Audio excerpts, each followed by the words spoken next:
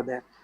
I thank the ISMPO and Govind Babu and Suresh and the whole ISMPO team for this invitation, and Rajiv for that excellent presentation. Too much of information, Rajiv. I really don't know uh, what we are looking to cover, but few things, maybe first starting with prostate, then going to kidney, and then wrap it up with bladder. In an era when we are trying to do more and more, let's see whether we can do less and less. So, just one scenario for our surgeon: which patient with prostate cancer would he be very comfortable to observe in a fit individual? So, Dr. Raju, your thoughts? Yeah, generally with the patients who are very low risk category, that means with the PSA less than 10 units, and who has a very high probability of survival more than 20 years as per the NCCN guidelines, are the current standard indications for keeping them under active surveillance program. And some of the low risk category patients also can be observed and can be kept under active surveillance programs. The rest probably would require a judicious decision making whether to go for an active intervention or a surveillance programs. Anything specific, Raju? How will you follow them up? Is it Yeah, just routine? we need to carry out investigations in the form of a PSA and a magnetic MRI evaluation annually, and then look for the PSA velocity. And these are the determining factors which will enable the clinician whether to an intervention is needed or not. As per some of the data that are available, a large number of patients can escape the treatment modalities, be it surgery or radiation treatment. Okay, so the main thought about following them would be to avoid unnecessary treatment. Would that be the point? Yes. And we can catch those people who need treatment and provide them with the appropriate treatment. True, but the issue is that we don't have mature data. This is based upon some of the retrospective data that we have and some of the observational studies. And so it's not very, except in Western countries where they have setups, it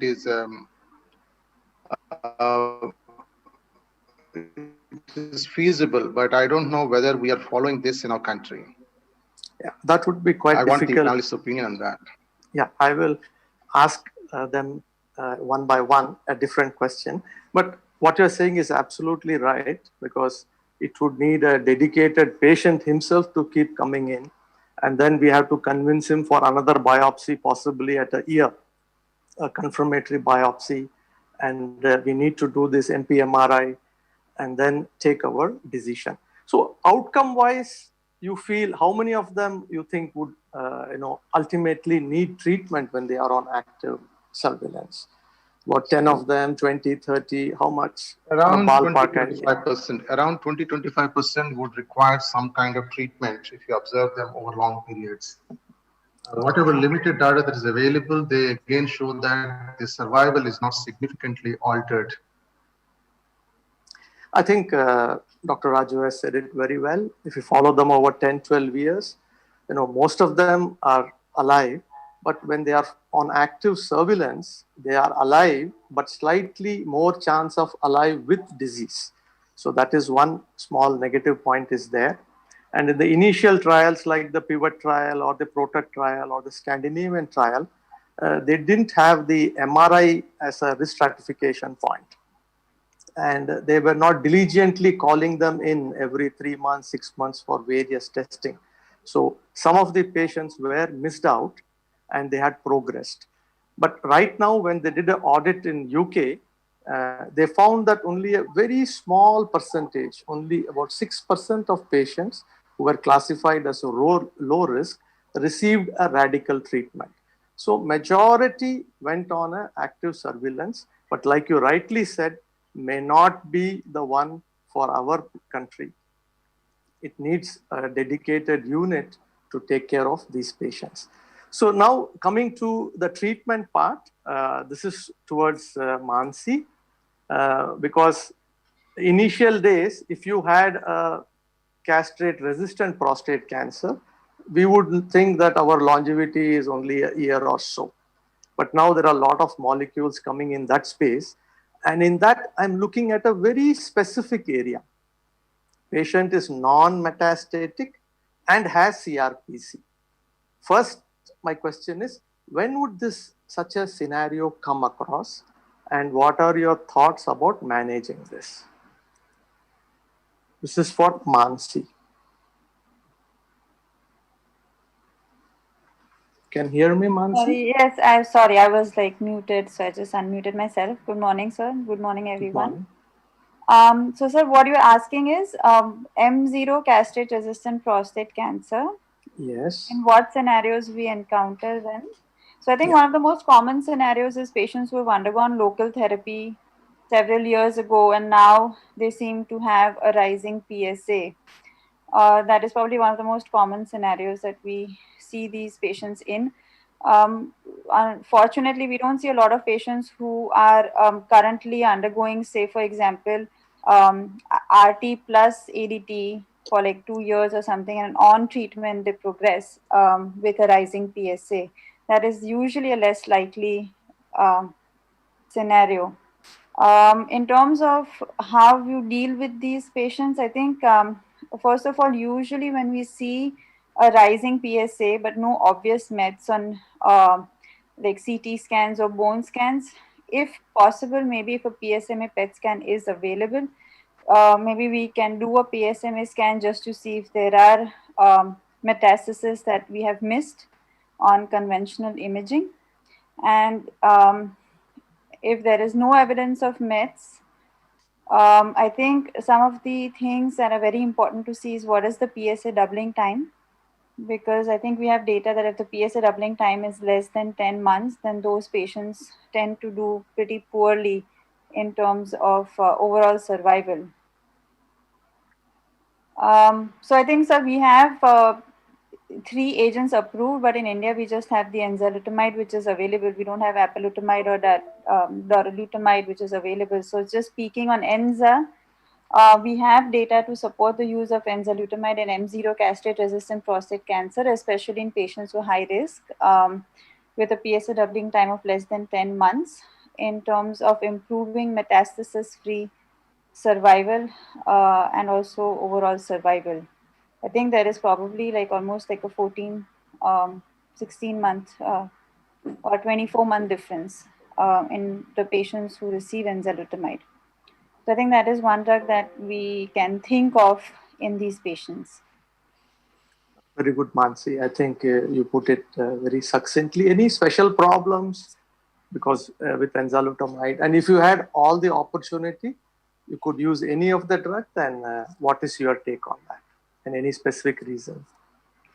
So, sir, not having used darolutamide, but I think from what I've read, it is probably a little bit better tolerated than apalutamide in terms of cognitive dysfunction because it does not cross the blood-brain barrier. In terms of enzalutamide, I think most patients tolerate it pretty well, except for fatigue is definitely one issue. Hypertension in some patients that we need to monitor, and otherwise the regular things like liver enzymes and electrolytes, osteoporosis risk, the usual things that we usually monitor in these patients. But otherwise pretty well tolerated. Yeah. So you made the key point that if they are castrate resistant and still non-metastatic, that segment could become less now, because more and more if we do the PSMA scan, possibly that segment could be less. But if they are high risk, like you rightly mentioned, they could within a short time, within 2 years, get metastatic disease in the bone. And by treating them early, definitely you could keep the disease away, and the curves have really well separated at all the endpoints. And drug being reasonably tolerated well, I think, and the cost coming down, it could become a good option. So my question next to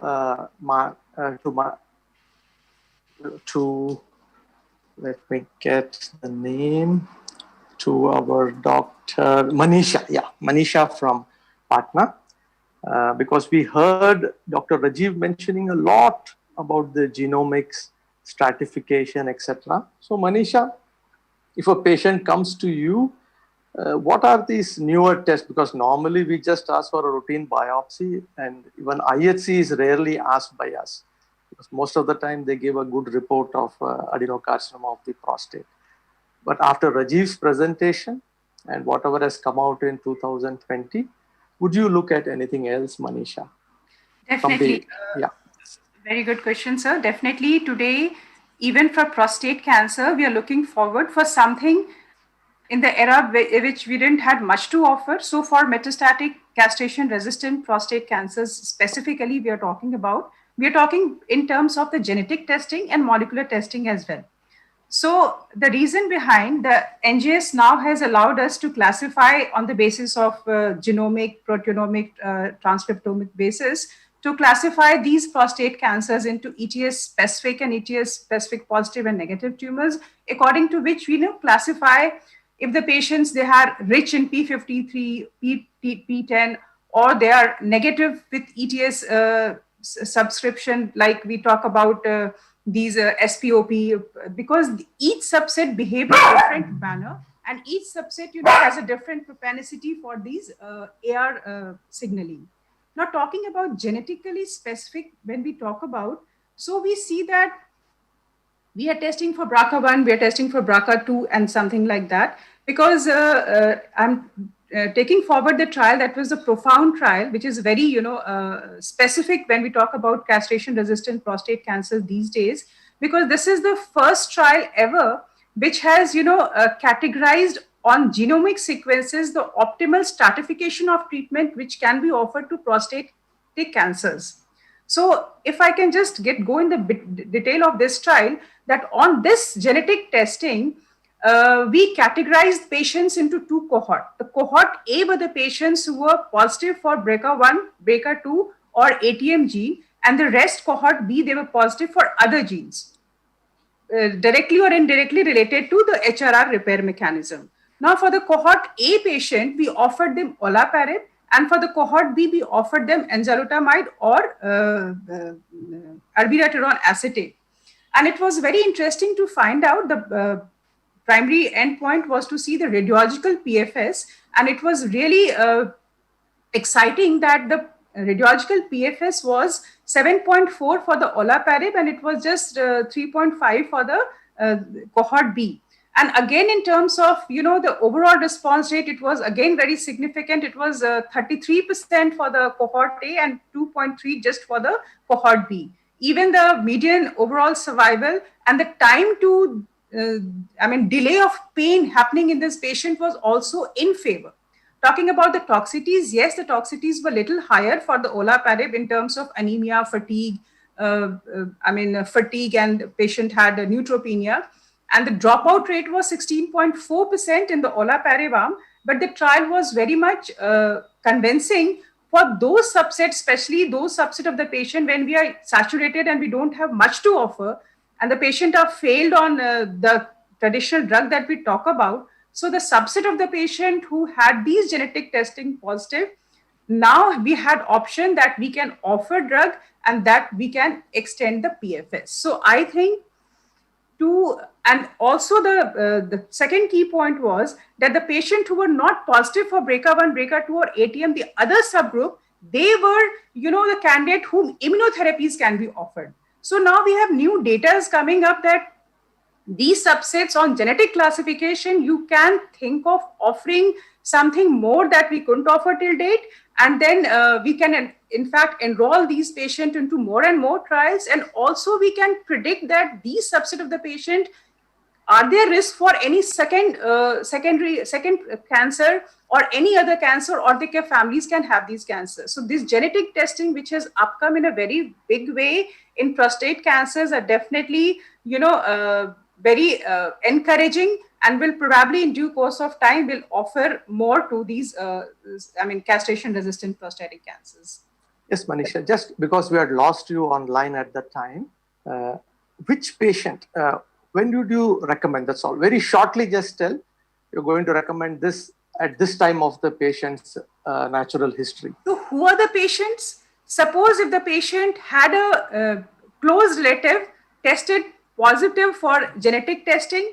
The patient had a diagnosis of, prostatic cancer at a very early age, or the diagnosis was metastatic prostatic cancer at presentation. The patient had a very high risk of prostate cancer, or in the family, the patient had the disease. Suppose if she had any of a family member had a breast cancer at a lesser age, that was less than 50, patient had a prostate or pancreatic cancer in the family at an early age, they are the subset of the patients who should be, at this point of time, they should be, subjected to this BRCA testing. Otherwise, the patient, if they had a low risk disease or none of the family members had, so we should not subject all the patient, but these subset upfront should be tested for BRCA, I think.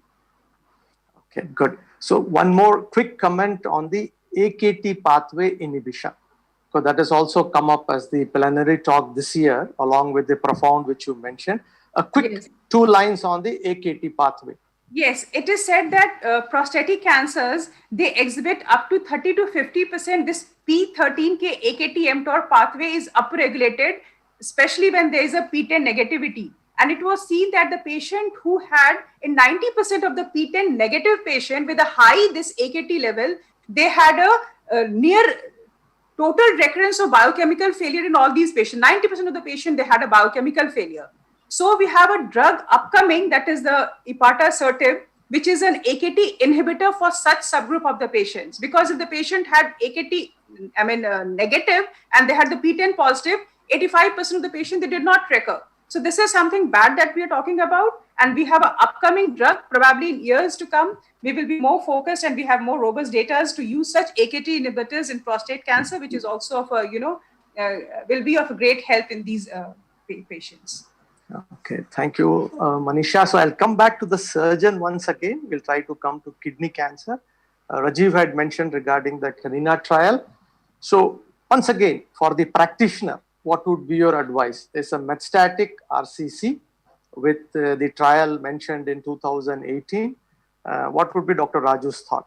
Should we do a nephrectomy or we should not do a nephrectomy? What is his take in practice? I think with the Carmina trials, which have much more clarity and the real role of the cytoreductive surgery in advanced cancers, except for a very small subset of patients with a good performance status, with a minimal extrarenal disease and maybe one risk factor, that the intermediate grade, I think we should not offer the cytoreductive surgery for these patients, because the medical treatment is equally efficacious, and I think that should be the approach.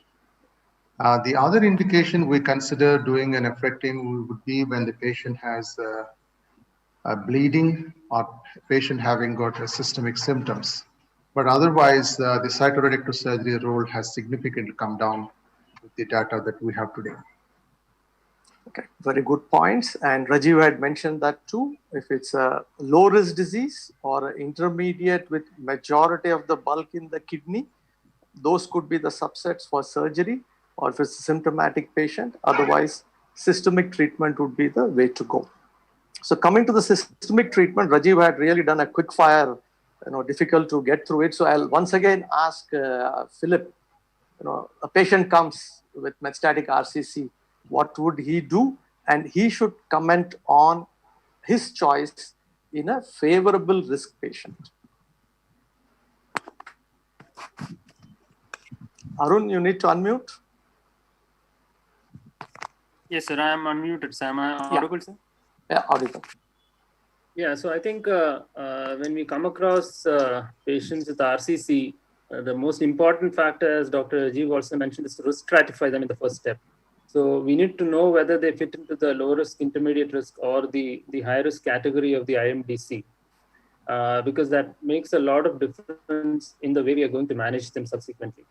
So, so once we have the risk stratification for these patients, I think for patients who are in a favorable risk, so having said that, the number of patients that we come across in this particular risk category may be very, very few. The majority of our patients may go into the intermediate or the high risk category.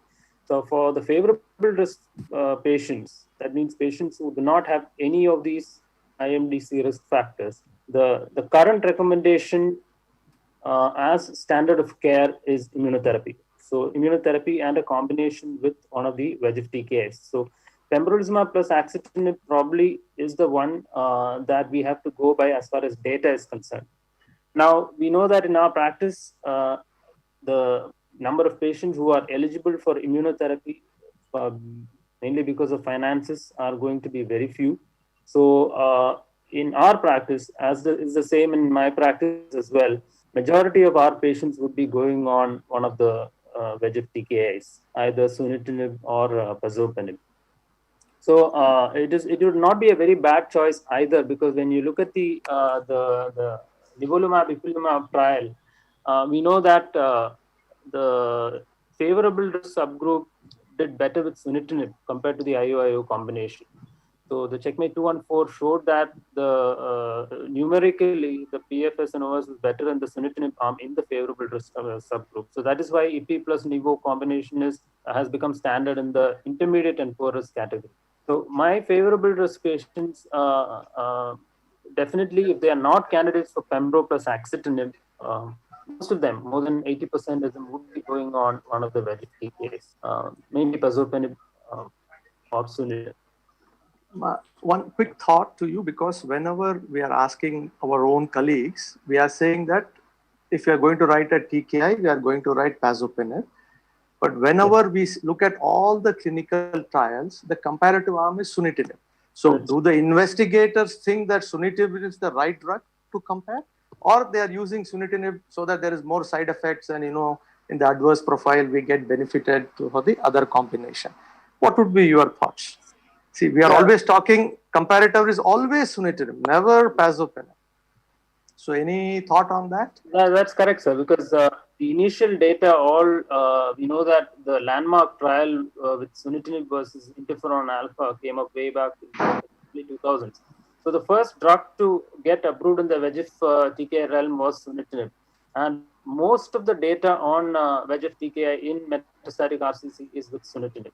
So the reason why we brought pazopanib into treatment paradigm is probably because of the COMPASS trial and the PISCES trial, where it was compared with sunitinib head-on, and efficacy-wise, it seemed equal, and it probably seemed to be better tolerated than sunitinib. And the reason why we use pazopanib is because of the cost. Sunitinib still continues to be costly, much costlier than pazopanib. Except if the patient is BPL, of course, they get a free drug from the company. So majority of our patients go on pazopanib.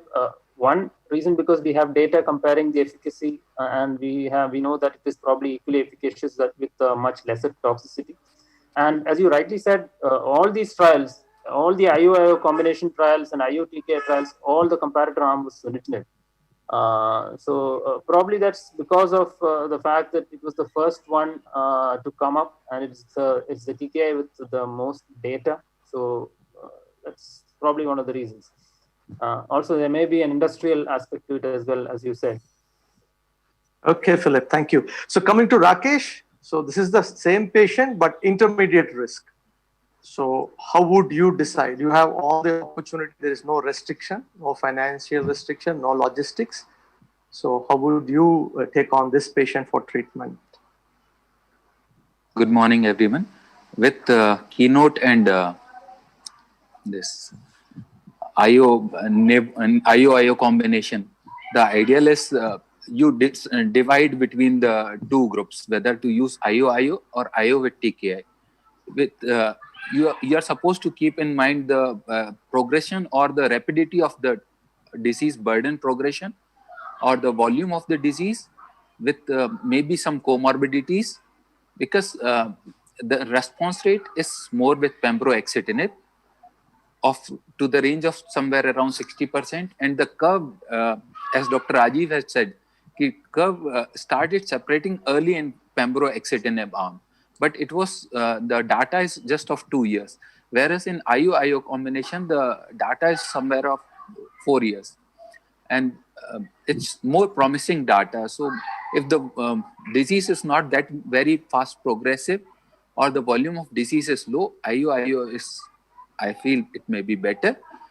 keeping the comorbidities in mind, because somewhere around 20 or 30% of the patient of the IO-IO combination are supposed to require the corticosteroids at any point of time.